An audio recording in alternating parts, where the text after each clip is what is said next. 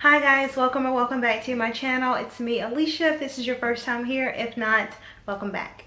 Okay, so I decided to make a video because I get asked all the time how I was able to grow my hair, what I used on my hair. We'll get to that maybe in another video, but I just wanted to give you guys probably about 6 or 7 tips, tricks, things that I still do to help grow and retain my hair. And no, my hair is not cut. I just have it in like a faux frohawk kind of sort of, just to get it off my neck because it's the South and it's hot right now. So anyway, let's just get right into the video.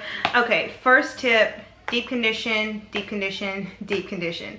That hair mask, deep condition, that's basically the same thing. And then you want to make sure that you are using some kind of heat or heat conducting tool. I don't like to get out my blow dryer, or I don't like to get out my hooded dryer just to deep condition. So I got these little platinum deep conditioning caps. This one, as you can see, the little yellow sign from Target. Got this on clearance, completely wiped them out. This was $1.68, so I got all of them. And I normally will use one a month. So this one will last me 4 uses because I'll do it weekly, and then I'll just throw it away after that. But it's really heat conducting and it really provides the moisture in your hair. Like, I can tell where I used to just throw the conditioner in my hair and go on about my day, whereas putting this on, and normally if it's like, I'll do a deep conditioning probably Friday or Saturday. If I'm doing it Saturday morning, I will deep condition, apply hair mask or whatever, put this cap on, and then put a scarf on top of it, so kind of have like a little head wrap thing going on, and I'll go on about my day. And I'll either rinse it out that night or I'll rinse it out the next day. It really makes a difference in the moisture of your hair if you use some kind of heat conducting tool. If you feel like sitting down to sit under a deep conditioner, that's fine. You can always get one of these. While we're on the subject of deep conditioning, a hot oil treatment can work great. I'm lazy. I used to do one separate. I used to do a deep conditioning / mask on like a Wednesday, and then I would do a hot oil treatment on Saturday or Sunday. And I don't have that kind of time anymore, so I just combine them.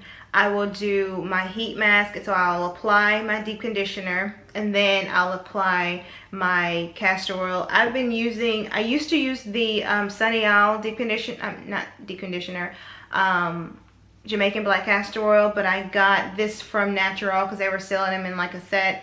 This is their Jamaican black castor oil, but this is a growth serum with lavender, so I got that. So this is what I've been using since. Not a lot, maybe a tablespoon.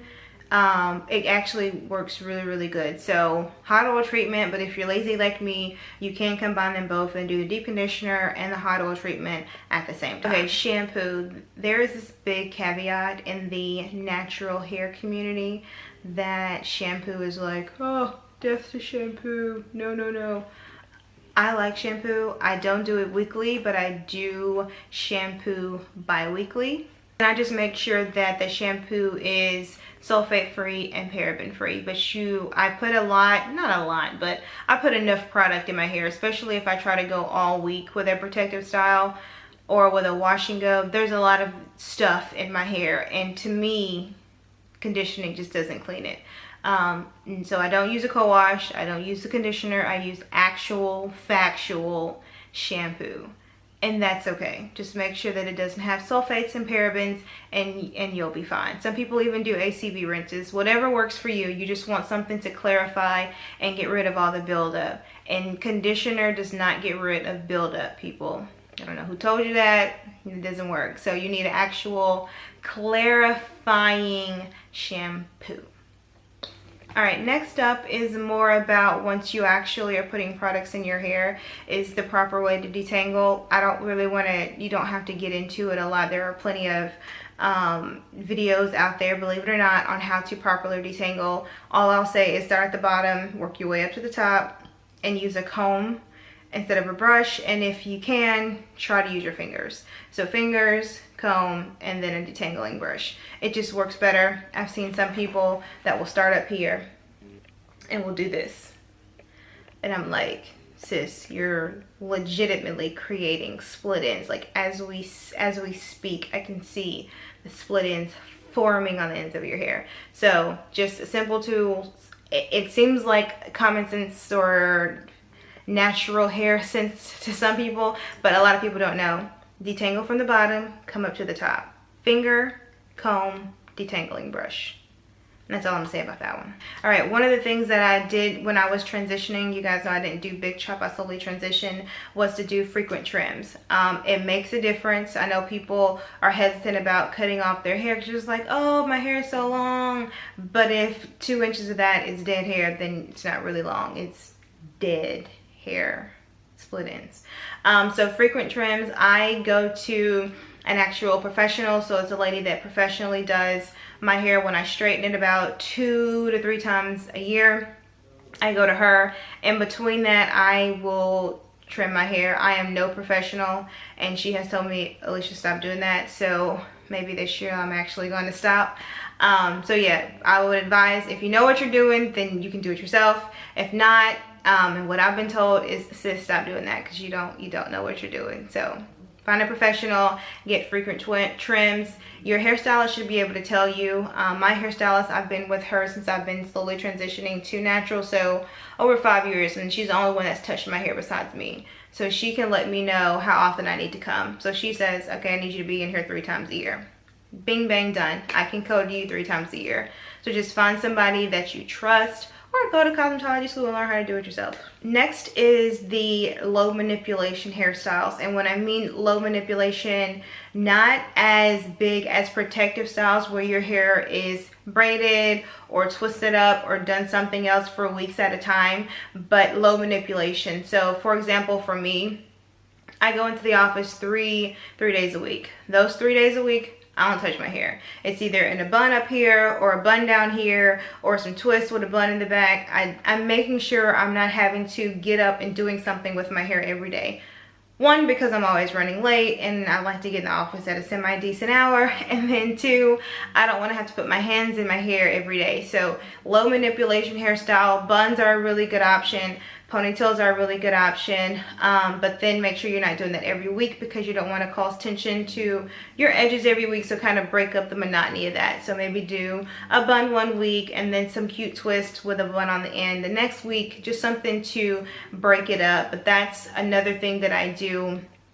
I don't do it every week. I have the habit where sometimes I just want to let my hair roam free, but I try to do it at least 2 weeks out of the month where there's some kind of low manipulation hairstyle that I have throughout the week, so I'm not putting my hands in my hair every single day.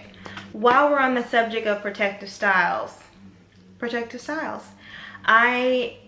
anybody that's followed my journey, of course you just heard that I transitioned. I did not big chop. My transition to me was relatively easy because you barely saw my natural hair. I stayed in a protective style, and when I tell you I stayed in a protective style, like, I learned how to do crochet braids on my own. I would crochet them on Sunday, have them in for 4 weeks, take them down on Friday, put them back in on Sunday. And that was my life for about a year. When I didn't feel like doing crochet braids, I called my older sister, hey sis, I need to sew in. I would go and get some cheap hair because I was not paying $200 or $300 for bundles. No thank you. And it was only going to be up for like a couple of weeks. She would do a sew in, or I would do box braids. I legit did not see my hair. The longest I ever saw my hair was when I took it down and had to go to my hairstylist for her to trim off some new growth, you know, to slowly transition me to natural. And that was it. You didn't see my hair. And I'm okay with that because I wasn't comfortable with my hair at the length it was in. I didn't feel like doing natural hair. I didn't know anything about deep conditioning and how to flat twist and when you should or when you shouldn't. There was just a lot of knowledge I didn't know at the time, and I wasn't in a position for me to learn it because I was still trying to learn my career and then go to master's at the same time. So my life was already hectic. I wasn't about to be concerned with natural hair. So I protective styled my hair for the whole 1.5 years I transitioned. Don't be afraid. Don't be like, oh, you're not really natural if you have a sew-in. Like, you worry about your tresses and I worry about mine. Protective style. If you get irritated, I do that now. When I'm irritated and I don't feel like dealing with my hair, Let me run to the beauty supply store. Let me get me some crochet hair, or let me get a wig, because this is, you know, it's just too much and I need a break. So Protective Styles, I will always stand by them. Crochet braids, box braids, always stand by them. Don't be afraid to try Protective Styles. And don't be afraid to learn on your own, because it's a lot easier for you to do it than for you to pay somebody else to do it. Or maybe not a lot easier, but more cost effective. Alright, so guys, I think that's it. I think I gave you 7. I think I gave you 7 tips and tricks on how I grew, or am still growing, my natural hair, and even a little bit about how I transitioned.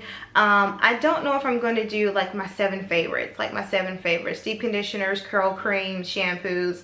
A lot of people have been asking me, but we'll see. If you guys want to see that, put it in the comment section and I'll do it. I mean, if you guys want to see my favorites, I do have favorites. I do have things that I go and buy. I do get a lot of stuff for gratis, but there is some stuff I'm just like, oh, I'm out. I'm definitely going to get some of that. So if you guys want to see my 7 favorites series, I will go ahead and do that. Just let me know. In the meantime, check out all my other videos, guys. Like, comment, subscribe. Thank you so much for your support, and I will catch you guys next week. Adios.